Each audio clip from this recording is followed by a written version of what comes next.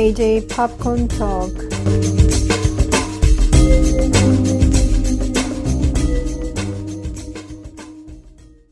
안녕하세요. JJ 팝콘 토크의 제이미입니다. 오늘은 에드가 라이트 감독의 새로운 영화 Last Night in Soho에 대해서 이야기를 해보도록 하겠습니다. 이 작품은 한국에서도 좀 보도가 된 듯한데 박찬욱 감독이랑 자주 작업을 같이 해오셨던 정정훈 촬영 감독이 이 영화의 촬영을 담당을 했어요. 그래서 보도가 된 적이 있었는데 Last Night in Soho는 미국에서 10월 29일 날 개봉을 했고요. 한국에서는 12월 1일 날 개봉을 할 예정입니다. 이 작품의 예고편 트레일러를 보신 분들은 아시겠지만 요즘 굉장히 인기를 많이 얻고 있는 아냐 테일러 조이와 토마신 맥킨지가 투톱을 맡은 작품이에요. 에드가 라이트 감독의 영화를 보신 분들은 아시겠지만 여자 캐릭터가 그렇게 두드러진 작품은 별로 없었거든요. 그리고 남자 배우를 주인공으로 한 것은 물론이고 남자들이 많이 좋아할 만한 그런 영화들, 장르 영화들을 매시업한 그런 작품들을 여러 개 선보여가지고 팬들을 많이 갖게 된 영화 감독인데 여자 캐릭터를 그것도 두 캐릭터를 중심으로 한 스릴러를 만든다고 해서 좀 기대를 많이 했어요. 워낙 에드가 라이트 영화를 좋아하거든요. 베이비 드라이버도 있고 션 오브 더 데드도 있고 스캇 필그림 vs 더 월드도 있고 핫 퍼즈 뭐 이런 식으로 액션이랑 호러랑 여러 가지 이제 장르가 섞인 그런 작품들이 많아서 굉장히 보면서도 신나고 그래서 이제 어떤 식으로 라스트 나잇 인 소호를 끌어갈까 굉장히 관심이 많았었거든요. 거기다가 정정훈 촬영 감독이 함께 작업을 한다고 그러니까 영상 쪽에도 기대를 많이 했었습니다. 근데 가서 보니까 굉장히 잘 찍었어요. 멋있어요. 진짜 촬영도 그렇고 의상도 그렇고 음악도 그렇고 조명도 그렇고 너무너무 좋아요. 그리고 영화의 절반은 진짜 잘 만들었습니다. 그리고 여자 캐릭터를 묘사하는 것도 상당히 잘 됐고 하지만 문제는 나머지 절반이 되겠죠. 나머지 절반부터는 스릴러를 어떤 식으로 마금질을 해야지 되는지 갈피를 못 잡고 이상한 방향 쪽으로 틀어서 말도 안 되는 결론을 내는 그런 잘못을 범하게 되죠. 그래서 상당히 안타까웠었는데 기대를 너무 많이 해서 그런가 생각을 가만히 해봤더니 스토리상의 문제가 있었던 것 같습니다.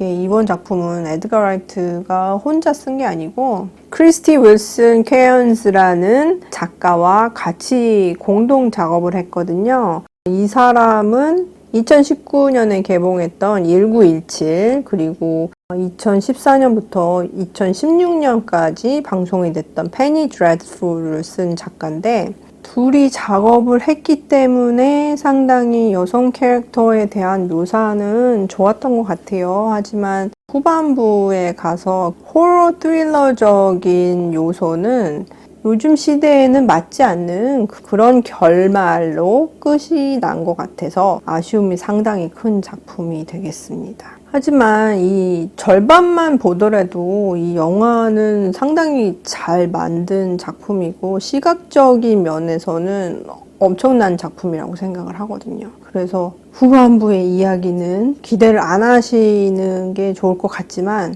영화를 그냥 미학적으로만 본다고 해도 절대로 시간이 아깝지는 않을 그런 작품이라고 생각이 들어요. 라스트 나잇 인 소호의 줄거리를 간단하게 말씀을 드리면은 엘리라는 시골에서 자란 소녀가 있거든요. 이 소녀가 패션 디자이너가 되기 위해서 런던에 있는 패션 스쿨에 진학을 하게 되는데 워낙 시골에서 자랐기 때문에 도시 출신의 다른 학생들하고 잘 섞이지를 못해요. 그래서 거의 왕따 수준에 이르게 되는데, 그래서 기숙사에서 생활을 하다가 인근에 이제 소호 쪽에 싼 집을 얻어서 나가게 되면서 이제 일이 시작이 되는데, 이 엘리한테는 영혼을 볼 수 있는 그런 기프트라고 그러죠. 이쪽에서는 기프트라고도 표현을 하는데, 이렇게 영적인 것을 감지하거나 느낄 수 있는, 볼 수도 있고 그런 능력이 있는 캐릭터예요. 그래서 오래전에 돌아가신 어머니도 가끔 보이고 그러는데, 새로 이사를 들어간 집에서 과거에 이 방을 사용을 했던 샌디라는 여성을 보게 돼요. 이 샌디는 가수를 지망을 하던 굉장히 아름다운 여성이었었는데, 이 샌디와 함께 60년대 소호 밤거리를 다니면서 굉장히 엘리는 즐거운 꿈 같은 생활들을 하게 되죠. 샌디가 굉장히 옷도 패셔너블하게 입고 성격도 참 발랄한 그런 여성이라서 이 일종의 걸 크러쉬라고나 할까요? 그래서 학교에서 디자인을 할 때도 샌디가 입었던 의상에서 영감을 얻은 그런 드레스들을 디자인을 해서 교수한테도 칭찬을 받는다든지 이런 식으로 즐거운 나날이 계속이 되는데, 하지만 밤마다 꿈처럼 이렇게 샌디를 만나게 되면서 처음에는 굉장히 신기하고 재밌고 쿨해 보이는 60년대의 모습들이 점점점 악몽으로 바뀌게 돼요. 60년대가 그렇게 좋은 시대만은 아니었다는 게 이제 샌디가 점점 어려운 일을 겪게 되면서 엘리 역시 그거를 목격을 하게 되죠. 그러니까 엘리가 샌디를 도와주고는 싶지만 벌써 60년대에 일어났던 일들을 엘리가 보고 있는 상태이기 때문에 본인이 어떻게 바꿔줄 수 있거나 도움을 줄 수 있는 그런 여지가 전혀 없는 거예요.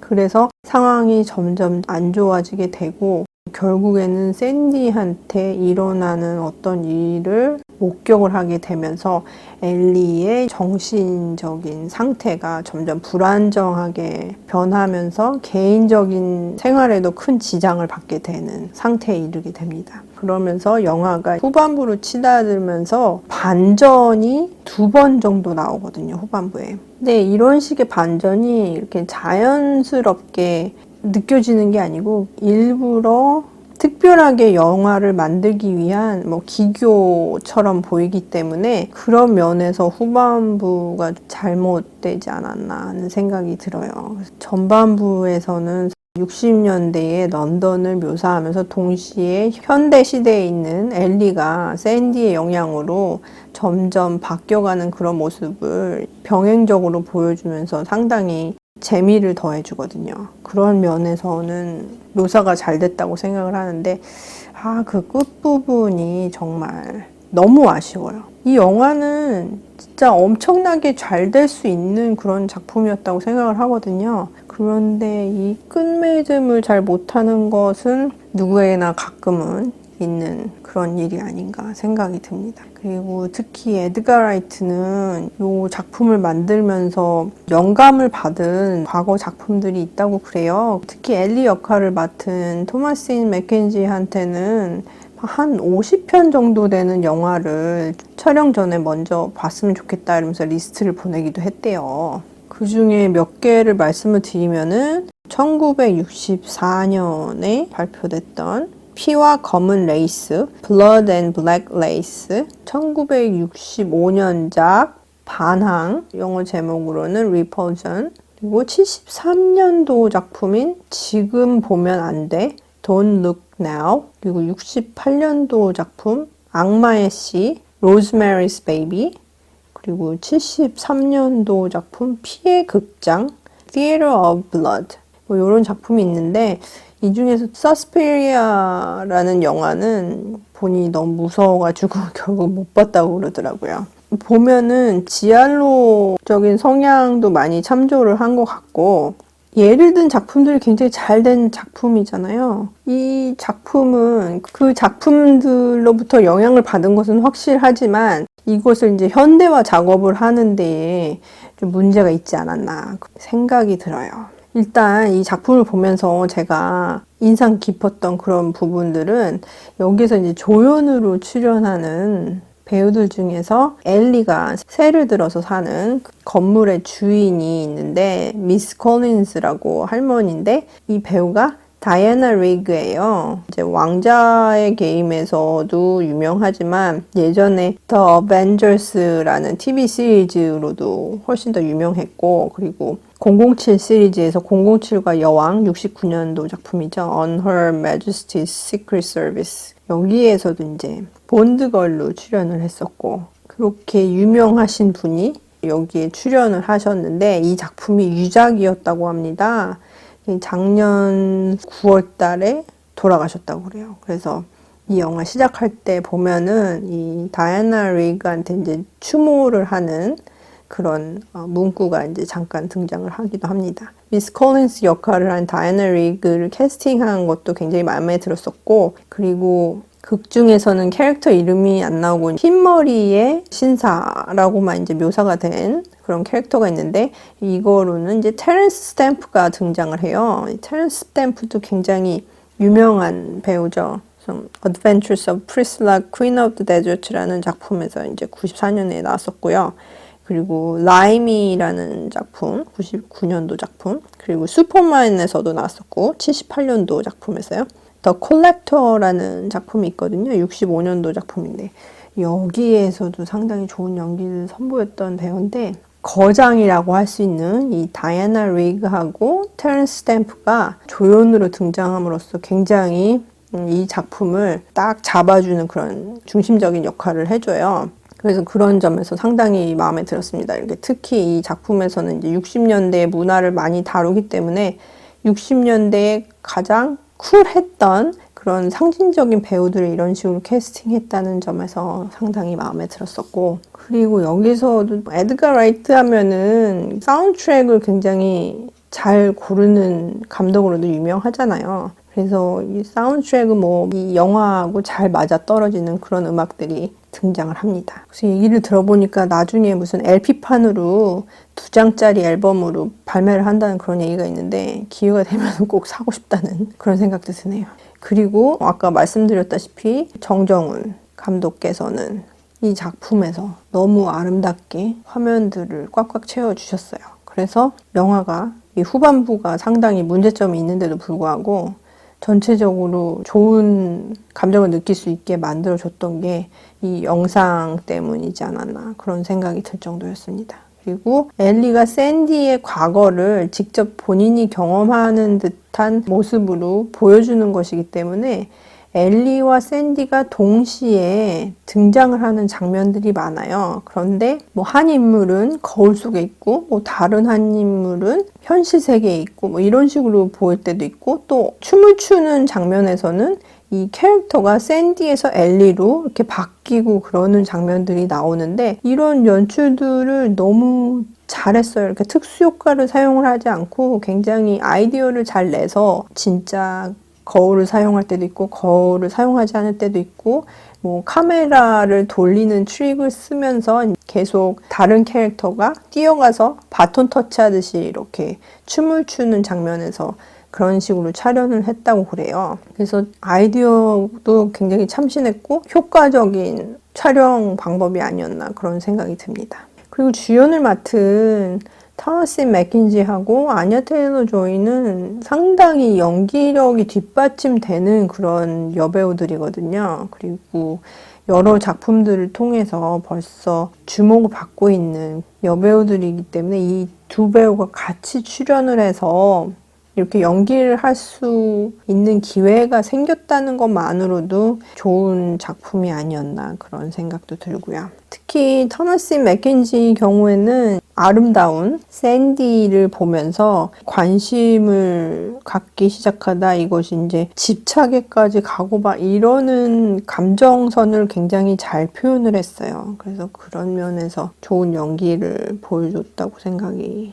들고요. 아냐 테일러 조이는 워낙 이뻐요. 이쁜 데다가 이 작품에서는 그 아름다움을 더 강조할 수 있는 메이크업에다가 의상까지 입고 나오기 때문에 거의 완벽한 여성상이라고나 할까요? 보기만 해도 별로 말이 필요 없는 그런 역할이 아니었나 생각이 듭니다. 자, 그러면은 제가 이 작품에서 아쉬웠던 점들을 좀 말씀드릴게요.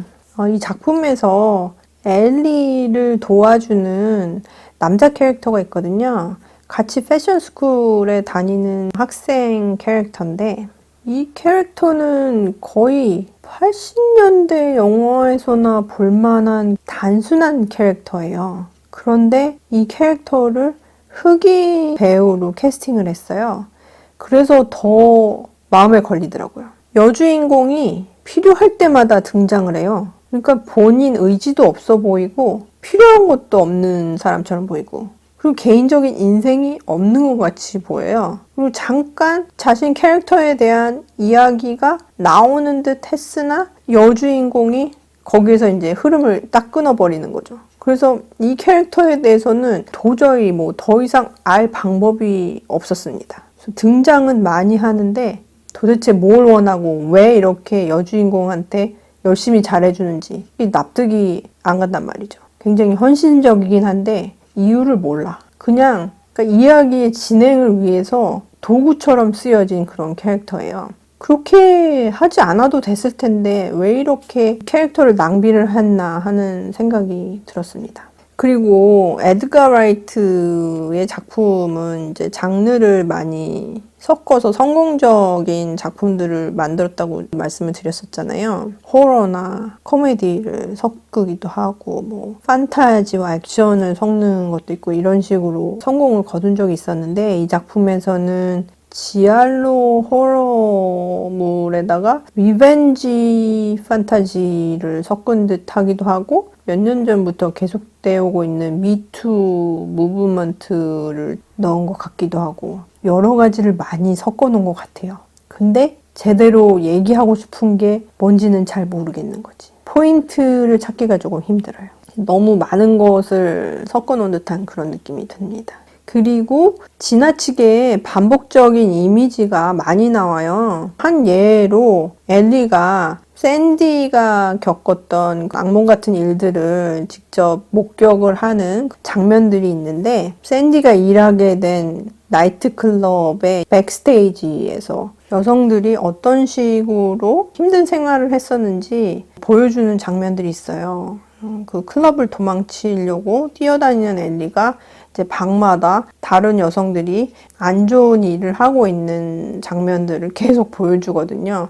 그런데 뭐 처음에는 굉장히 쇼킹해 보이고 임팩트가 크긴 했지만 이게 반복이 10번 막 이렇게 넘어가니까 이것은 너무 길다는 생각도 드는 것은 물론이고 나중에는 너무 바보 같고 유치해 보이기까지 하더라고요. 그래서 지나치게 이렇게 이미지를 반복할 필요가 있었나 이런 생각이 들기도 합니다. 반복적으로 등장하는 이미지가 이 백스테이지 뿐만이 아니라 다른 부분에서도 계속 이어지는데 캐릭터하고 상황이 조금 달라지긴 하지만 반복적인 이미지는 매 한 가지거든요. 그렇게 비슷한 장면들을 여러 번 보여주면은 결국은 굉장히 식상해 볼 수밖에 없잖아요. 영화를 보면서 이게 편집이 잘못된 건지 연출이 잘못된 건지 이런 생각도 들게 되고 누군가 이 프로젝트에서 조금 떨어진 상태에서 이 영화를 전체적으로 보면서 조언을 해주는 사람이 있으면은 좋지 않았을까 이런 생각이 들 정도였습니다. 그리고 에드가 라이트가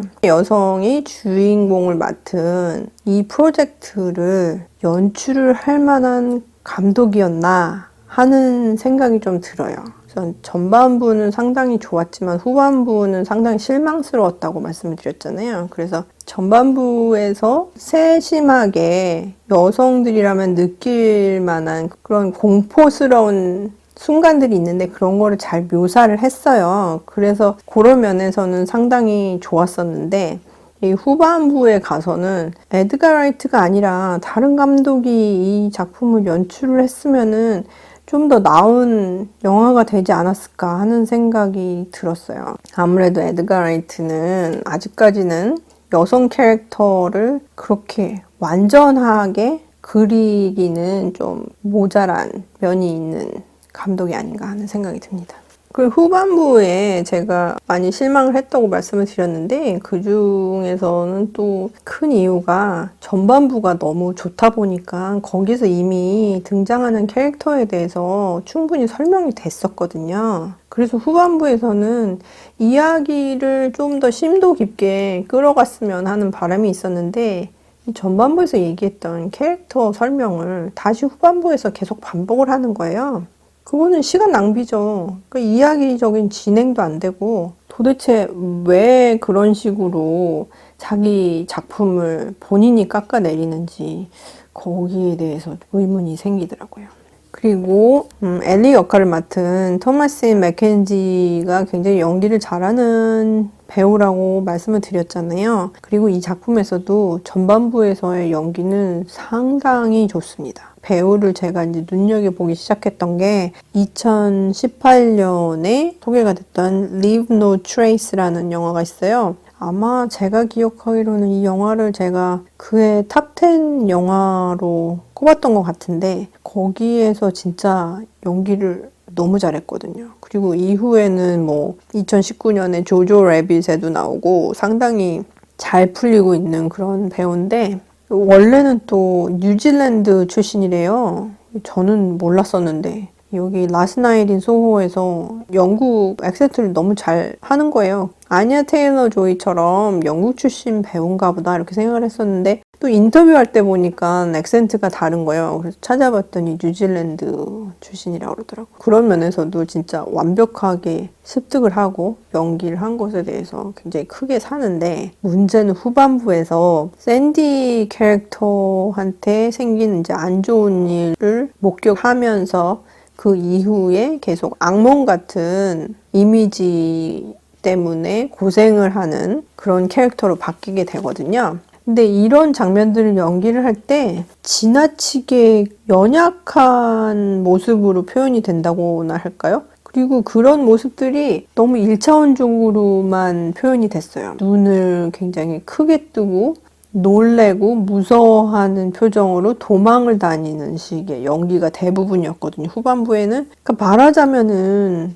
이 감독한테도 그렇고 배우한테도 그렇고 워낙 기대치가 높았던 것 같아요. 그래서 후반부에 가서 실망이 더 컸던 것 같고 이 배우가 훨씬 더 잘할 수 있는 배우였었는데 왜 이 정도밖에 안 됐을까 하는 생각도 들고 이 배우의 연기력을 이렇게밖에 끌어내지 못했던 감독에 대해서도 조금 좀 실망을 하게 되는 그런 부분이 아니었나 하는 생각이 듭니다. 라스트 나잇 인 소호는 4,300만 달러의 예산으로 제작이 됐는데요. 독립영화 수준보다는 약간 높은 수준이지만 그렇게 많은 예산이 투입되지는 않았어요. 좀 애매한 경계선에 있는 정도의 액수라고 할 수 있는데 근데 영화를 보면은 뭐 이런 예산들이 모두 다 영화 안에 들어갔다는 게 보일 정도로 프로덕션 디자인이나 뭐 촬영면이나 뭐 의상면 그리고 음악면에서도 상당히 수준급이라고 생각이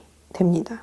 하지만 후반부에서 납득할 수 없는 결론을 보여줌으로써 이 영화에 대한 전체적인 이미지가 실추가 된다고 할 수 있겠죠. 그래서 반응이 조금 갈리는 것 같습니다. 메타스코어에서는 평론가들이 100점 만점에서 66점을 줬고요. 그런데 라튼 토마토에서는 75%를 기록을 했어요. 그리고 IMDb에서는 관객들이 10점 만점에서 7.6점을 주고 라튼 토마토에서는 오디언스 스코어가 90%입니다. 좋아하시는 관객들이 가서 평점에 동참을 하신 듯한 그런 느낌이 들어요. 하지만 일단 제가 극장에 가서 볼 때 사람들이 그렇게 많은 편은 아니었었고 그리고 영화를 보면서 그렇게 즐기는 것 같다는 느낌을 받지 못했습니다. 그래서 그런지 이 영화가 개봉주의 성적이 상당히 안 좋았어요.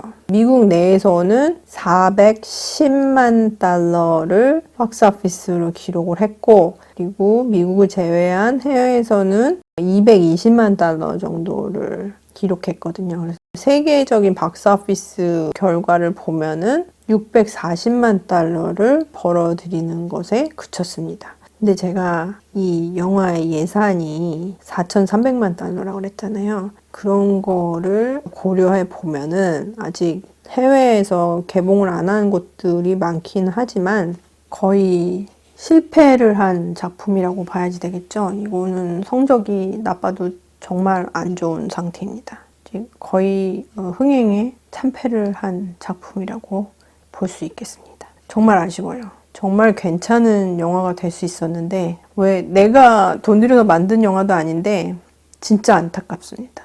일단 팝콘 지수를 줘보면은 4점 만점에서 2.5를 주겠습니다. 제가 생각하기에 2.5도 조금 높은 것 같은데 후반부를 생각하면은 1점을 주고 싶기도 하지만 전반부가 너무 좋았기 때문에 2.5를 주겠습니다.